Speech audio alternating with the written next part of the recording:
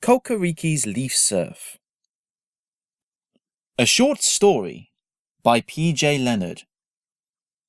Part 5. Kokkariki poked his head above the surface early the next morning. Through the thick grass, he looked up at the tree.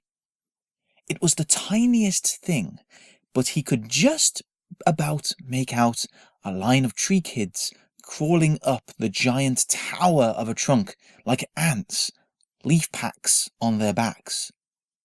So, they were heading back without him. What had been said? Kokkariki wondered.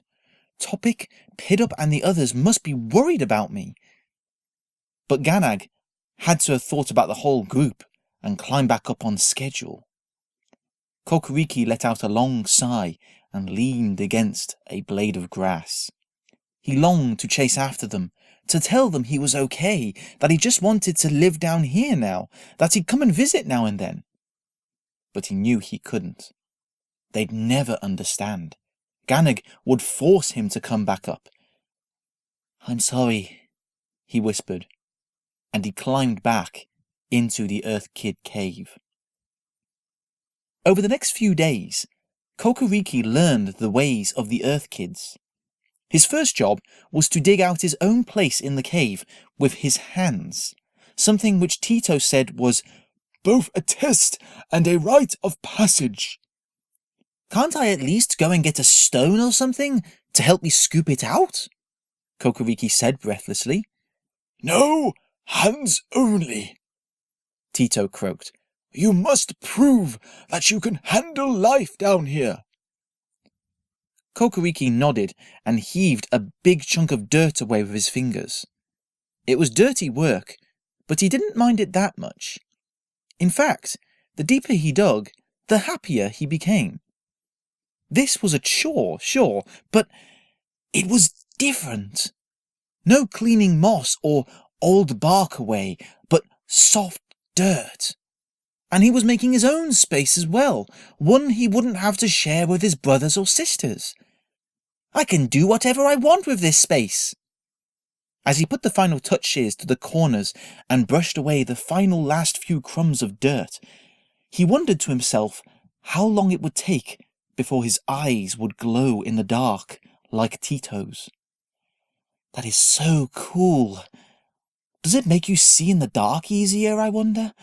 Oh, I can't wait!" Sultan took him out for what he called surface scouting, patrolling the grass forest around the area, cleaning away dangerous things if they found any. "It's a whole of a world down here," Sultan said as they carved through the grass, Kokkariki following behind him. "The top of the tree and the surface down here are almost completely different."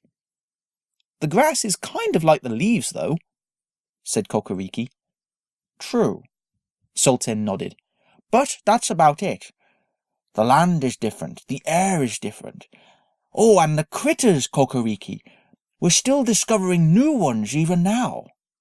But I will say that they are, well, bigger, usually." Kokkariki felt a thrill of excitement rush through him. "The more I learn about this place, the more I like it." He looked up at the big one's nest in the distance.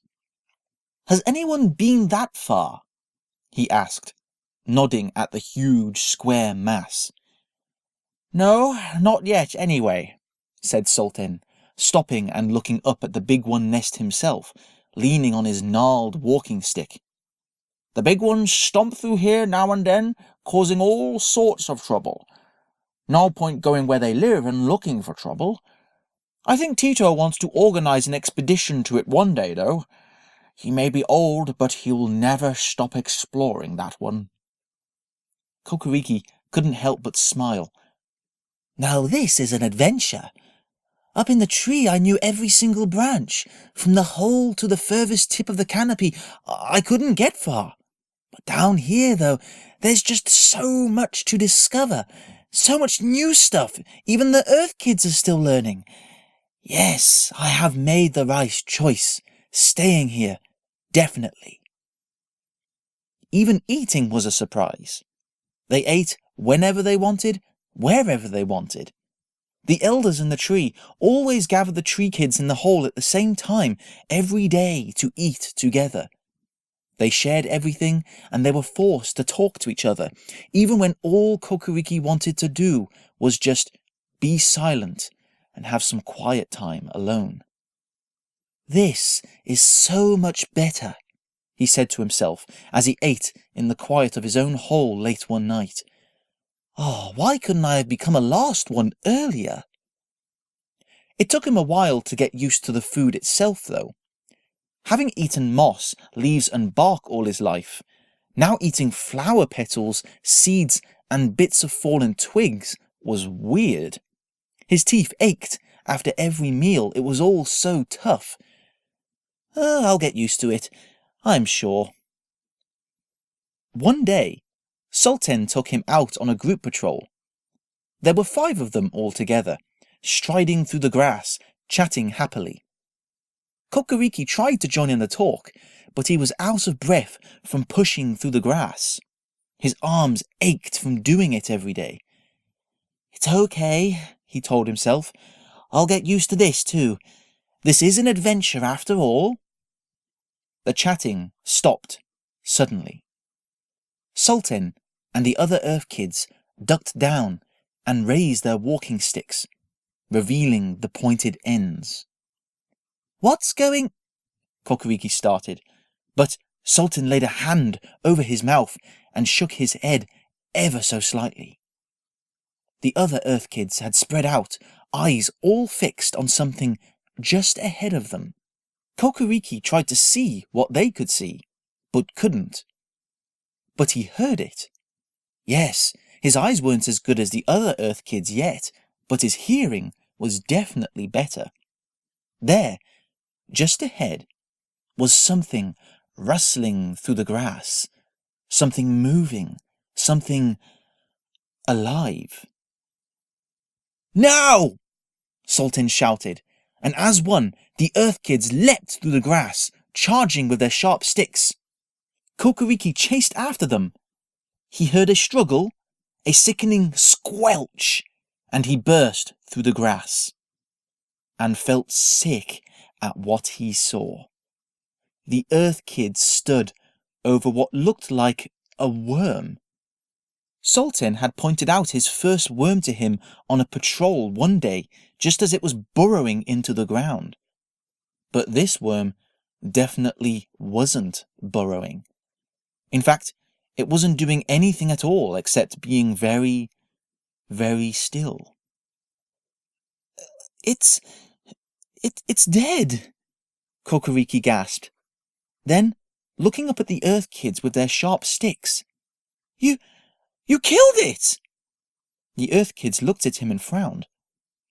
Well, yeah, of course we did, said one of them. Why wouldn't we? Before Kokkariki could reply, Sultan had laid a hand on his shoulder and steered him away, out of earshot. Kokkariki, listen to me, he started, but Kokkariki barely heard him. What did you do that for? Kokkariki hissed. That worm was doing nothing wrong. Of course it wasn't, said Sultan, raising his hands. That's not the point, though. We need the worm. You need it? Kokkariki scratched his head. What do you need a dead worm for? For food. Kokkariki took a step back. He felt his stomach lurch, and he held a hand to his stomach. You eat critters, he whispered. That's disgusting.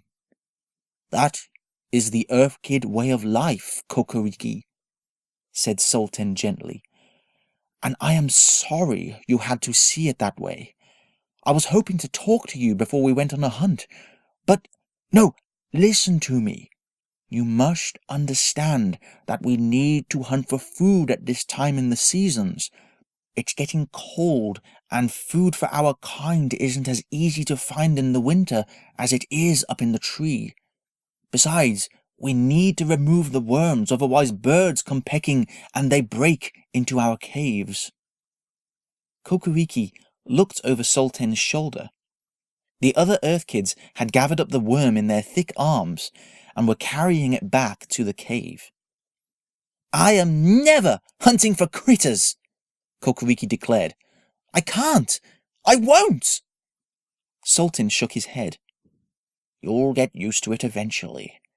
We all did. If you want to become one of us, you will have to. Sultan patted Kokkariki on the head and gave a weak smile. He turned and walked away, leaving Kokkariki alone. Get used to it. There had been a lot of that lately. He'd been fine with it before. It was all part of the adventure, right? Wasn't this what he wanted? But this was too much. There was no way he could get used to killing critters. He looked up at the tree. But I can't go back up there. I like so much of life as an Earth Kid down here. Oh, but I miss my friends and the fresh air up there. Both places are good and bad. Oh, what should I do?